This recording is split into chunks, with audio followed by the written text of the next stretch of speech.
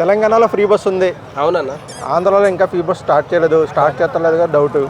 ఏంటి తెలంగాణ మహిళలు అదృష్టవంతులు, ఆంధ్ర మహిళలు దురదృష్టవంతులు అంటారా మీరు? అట్లా గిట్ట అనుకోవచ్చు. కొద్ది రోజులు అయితే మా అన్న రేవంత్ అన్న ఏమన్నాడంటే మొన్న నిన్ననో మొన్న అన్నాడు, ఉచిత పథకాలు ఇస్తే రాష్ట్రం అడక తింటది అన్నాడు. అంటే మరి బస్సు ఫ్రీ ఇక్కడ బంద్ చేసి ఆంధ్రాలో గిట్ట ఇస్తాడేమో అని అనుకుంటున్నాను. అంటే ఇక్కడ తీసేసి అక్కడ గురుగారు అదే అంటున్నా, గురుగారి దగ్గరికి పంపిస్తాడేమో అంటారా? చెప్పలేం, పంపించచ్చు. ఈడ బంద్ చేసి ఉచిత బస్సు ఆంధ్రాకి గురుగారికి సార్ మీకు గిఫ్ట్ ఇస్తున్నా తీసుకోండి అంటాడు. ఉచిత బస్సు అంటే అదృష్టవంతులు అని అన్నారు మహిళలు. అవును. మరి ఆంధ్ర మహిళలు ఇవ్వలేదు కాబట్టి ఇప్పుడు ఆంధ్ర మహిళలు అదృష్టవంతులు ఆ తెలంగాణ వాళ్ళు దురదృష్టవంతులు అవుతారా? 100% అంతేనా? నిజంగా చెప్తున్నా. ఇప్పుడు ఈడ తీసేస్తే ఈడ దురదృష్టవంతులు అవుతారు, ఆడ ఇచ్చింది కాబట్టి వాళ్ళు అదృష్టవంతులు అవుతారు. కొన్ని రోజులు వీళ్ళు అదృష్టవంతులు అయినరు తెలంగాణ వాళ్ళు. ఇప్పుడు ఆంధ్ర వాళ్ళకి గిట్ట గురువు గారికి కొద్దిగా అవకాశం ఇచ్చిండు రేవంత్ అన్న. అంటే ఈ పథకాలు ఇంతేనా? ఒక సంవత్సరం పాటు నడిచేది, తర్వాత తీసేస్తారా ఏంటి? ఏం చేస్తాం, గెలవడానికి 100 హామీలు ఇస్తాం మేము. గెలిచిన తర్వాత అన్ని డామ్ డూమ్ డప్ప బంద్ చేస్తే మా ఇష్టం. అది మా రేవంత్ అన్న ఇష్టం, మా ఇష్టం. మేము ఏమన్నా చేస్తాం. మా రేవంత్ అన్న మాట్లాడితే ఎదుటోనికి ఏం చెప్తున్నా అర్థం కాదు. సో అది మా రేవంత్ అన్న అంటే ప్రజలు దీని నుంచి ఏం నేర్చుకోవాలి అంటే ఉచిత పథకాలను చూసి ఓట్లు వేయడం మానేయాలంటారా, ఏం చేయాలంటారా? ఉచిత హామీలు ఇచ్చే కదా ఈరోజు ఆయనని తీసుకుపోయి సీఎం సీట్లో కూర్చోబెడితే ఆయన మంచిగా మాకు చెప్పు చూపెట్టిండు. ఈరోజు ఉచిత పథకాలు ఎన్ని ఇచ్చిండు తెలుసా? అయినా తులం బంగారం అన్నాడు, 200 యూనిట్ల కరెంటు ఫ్రీ అన్నాడు, రైతు బంధు 15,000 అన్నాడు, పింఛన్ ఏమో ఇచ్చారు కదా, అన్ని జరిగాయి కదా కొన్ని. ఏడిచ్చిండు అంటే రైతు బంధు ఉచిత రైతు. నువ్వు ఒక పలానా పని మంచి పని చేసినాడు శబ్బాష్ రేవంత్ అన్న అంట నేను. చెప్పు. అంటే రుణమాఫీ జరిగింది కదా, ఏడ జరిగిందన్న? ఎవరు జరిగింది? ఇచ్చారు కదా కొంతమంది. సగం మందికి చేసి నువ్వు దేశమంతా నువ్వు ఢిల్లీలో పోయి డప్పు కొడుతుండే. ఈడ సారిగా రుణమాఫీ చక్కగా సగం మందికి చేసి ఆడ పోయి ఢిల్లీలో మొత్తం చిక్రని చెప్తా తెలంగాణలో అన్ని ఇస్తున్నాం అంటుండు. అంటే వీళ్ళు ఎందుకు అంత ధైర్యంగా తీసేస్తున్నారో పెట్టి పథకాలు? అంటే మళ్ళీ జనాలు పట్టించుకోవాలనుకుంటున్నారా? మరి వచ్చేసారి ఎలక్షన్లో గెలుస్తారంటారా? రాష్ట్రం అడక తింటది అంటుండు మా రేవంత్ అన్న. ఈ రోజు ఏమంటుండ అంటే తీసేస్తే జనాలు పట్టించుకోరా అంటున్నాను. ఇంకెందుకు ఇప్పుడే లేడు, ఇప్పుడే ఎవరు పట్టించుకుంటలేరు. అంటే మరి వచ్చే ఎలక్షన్లో ఓడిపోతారు కదా, మరి అలా అయితే ఓడిపోరా? 100% ఓడిపోతాడు. ఈయన చేసింది అన్న, వచ్చిన కాడ నుంచి ఒక మంచి పని చేసింది అనేది లేదు రేవంత్ అన్న. ఒక్క మంచి పని గిట చేసింది లేదు. అందు గురించే నెక్స్ట్ ఎన్నికల్లో ఆయనను పట్టించుకోరు, ఎవరు రానియరు గిట. ఆ పార్టీ ఉండదు అసలు.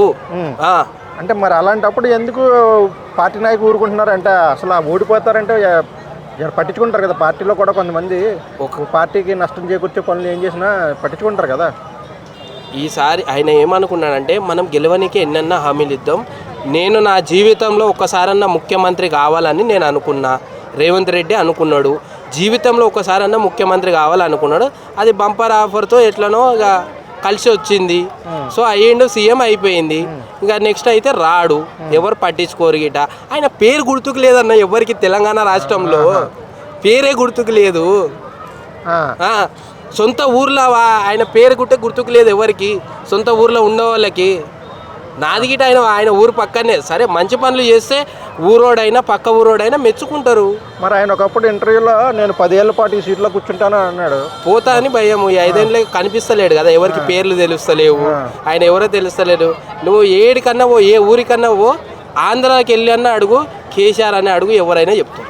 మరి రేవంత్ రెడ్డి పేరు అడుగు, ఎవడు చెప్పాడు అసలు తెలియదు ఆయన ఎవరా అంటే. అందుకోసమే తీసేస్తున్నారంటారు. మరి ఏం చేసిండన్న వచ్చి పలానా పని మంచి పని చేసిండనే లేదు. ఈయన ఇచ్చిన హామీలలో ఒక్కటి గిట నెరవేర్చలేదు ఇప్పటి వరకు.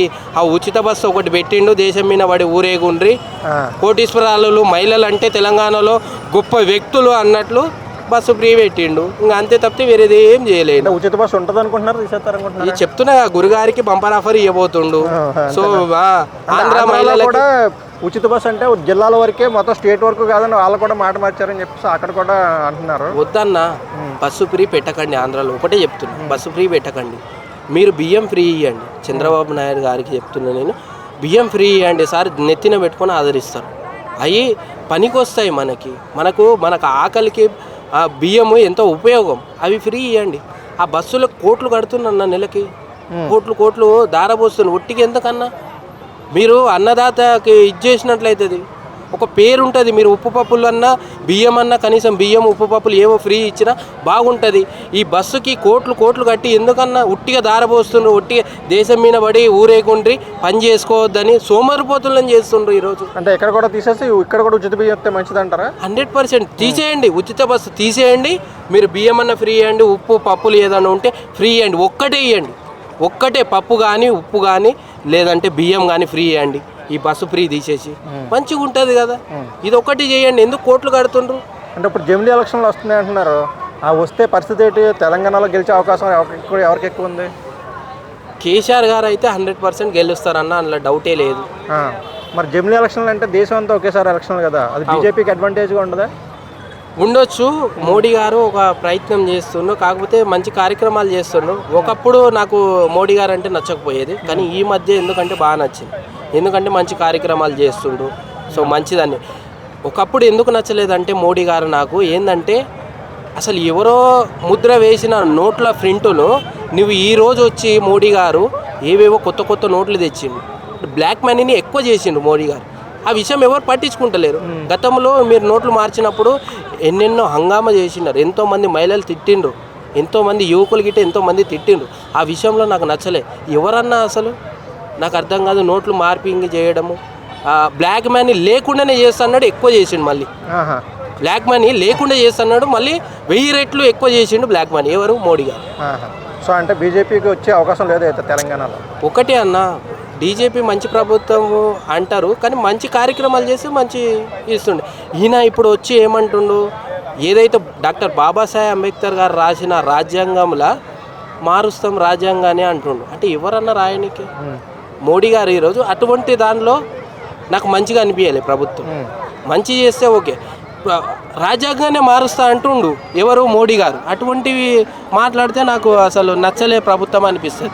అది గిట కొంతమంది పెట్టుకొని గిట అంబేద్కర్ రాజ్యాంగమే మారుస్తాం అంటున్నావే, ఈరోజు రాజ్యాంగం మారుస్తావు, రేపు రాష్ట్రాన్ని అమ్ముకొని వెళ్ళిపోతే దేశాన్ని నువ్వు ఇండియా దేశాన్ని అమ్ముకొని ఇతర రాష్ట్రాలకు నువ్వు బయట దేశం వెళ్ళిపోతే ఏంది పరిస్థితి? ఈరోజు రాజ్యాంగం మారుస్తావు, మొన్న నోట్లు మార్చినావు, ఈరోజు రాజ్యాంగం మారుస్తున్నావు, రేపు మళ్ళీ ఇండియాని అమ్మేసుకొని వెళ్ళిపోతే ఏంది పరిస్థితి? సో అయితే వచ్చే ఎన్నికల్లో జమిలీ ఎలక్షన్లు వస్తే బీజేపీకి పెద్ద అడ్వాంటేజ్ ఏముండదు? లేదు, కేసీఆర్ వస్తేనే మంచిది. ఎందుకంటే కేసీఆర్ గుండెల్లో ఉన్నాడన్న, ప్రజల గుండెల్లో కేసీఆర్ గారు ఉన్నాడు. కేసీఆర్ ప్రజల గుండెల్లో ఉన్నాడు, మంచి కార్యక్రమాలు చేసిండు. ఈయన వచ్చి ఏం చేస్తుండన్న రేవంత్ అన్న, ఏదేదో మాట్లాడతాడు, మహిళలని కోటీశ్వరాలను చేస్తా అంటాడు. నవ్వాలన్నా ఏడవాలన్నా అర్థమైతలేదు ఇంకా. అంటే జమిలీ ఎలక్షన్లో రావడం మంచిదా కాదా?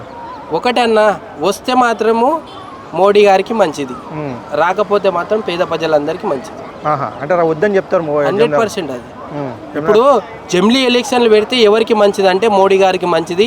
ఈ దేశాన్ని మోడీ గారు ఏలాలని అనుకుంటారు, నా పార్టీ మాత్రమే ఉండాలని అనుకుంటున్నాను ఆయన. ప్రజల మేలు కోసం కాదైతే లేదు, ఈ దేశంలో ఇండియా దేశంలో నా ఒక్కని జెండానే ఎగరాలని ఆయనకు ఉంది. అది జరిగే పని కాదు. నువ్వు ఇట్లా రాజ్యాంగాన్ని మారుస్తా, నోట్లు మారుస్తా, ఇంకోటి చేస్తా అంటే నిన్ను గిట్ట ఎవరు పట్టించుకొని నీకు ఓట్లు వేయరు. అక్కడనే ఓడిపోయిండు అన్న, మొన్న రామ మందిరం ఏదో కడితే అక్కడనే ఓడిపోయిండు. ఎందుకంటే పేద ప్రజలవి ఎంతో మందివి రోడ్ల బతికే ఓడిది, ఈరోజు పని చేస్తేనే రేపు పొట్ట తిప్పాలు అనే ఓడిది, అన్ని జేసీబీలు పెట్టి లేపించి పడేసి, సో ఆడగిట్ట గెలవలేదు. అంటే ఇంకా అయితే నెక్స్ట్ ప్రైమ్ మినిస్టర్ ఎవరైతే బాగుంటుందని అనుకుంటున్నారు? ఒకవేళ అయితే ఇప్పుడు ఒకటే, లేకపోతే ఇంకెవరైనా అయితే బాగుంటుందా? ఇప్పుడు ఉన్నదైతే గట్టి ప్రభుత్వం అయితే ఒకటే ఉంది, ఇంకా రాహుల్ గాంధీ ఉన్నాడు. కాకపోతే రాహుల్ గాంధీ పార్టీ వేరు, అసలు వాళ్ళ పార్టీ ఏంటంటే ముస్లింల పార్టీ. అది తెలియదు చాలా మందికి. రాహుల్ గాంధీ అంటే ఎవరు, వాళ్ళ అమ్మ ఎవరు, వాళ్ళ నాన్న ఎవరు, ఎక్కడి నుంచి వచ్చిండ్రు వాళ్ళు. కాంగ్రెస్ అంటే ముస్లింల పార్టీ, అది అందరూ గుర్తుపెట్టుకోవాలి. ఈ రేవంత్ అన్న గుర్తుపెట్టుకోవాలి, దేశంలో ఉన్న వాళ్ళంతా గుర్తుపెట్టుకోవాలి. కాంగ్రెస్ పార్టీ అంటే ఎవరిది?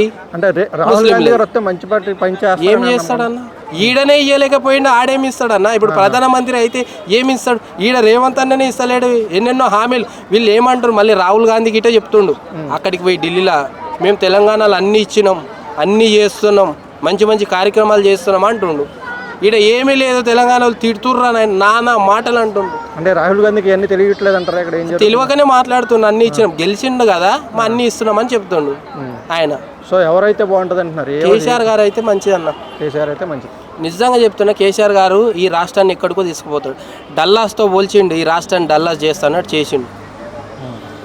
సో జమిలీ ఎలక్షన్లో వస్తే కేసీఆర్ గారు ఇక్కడ మళ్ళీ ముఖ్యమంత్రి అయ్యే అవకాశం ఉంది. 100% డౌటే లేదన్న. Thank you.